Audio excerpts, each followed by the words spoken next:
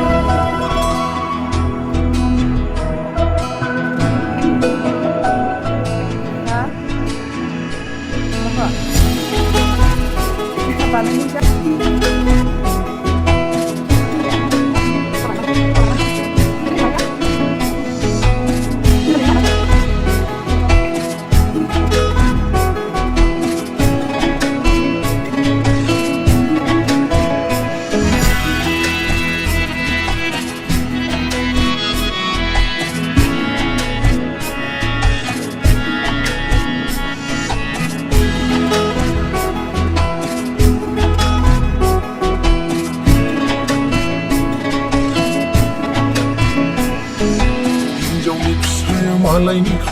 रादाय खानानै बिलाइ जानांगौखा हिन्जावनि फिसाया मालायनि रादाय खानानै बिलाइ जानांगौखा हौवानि नखरखौ सिबिनांगौखा बेनोथ' सना मैना हिन्जावनि बेरेखा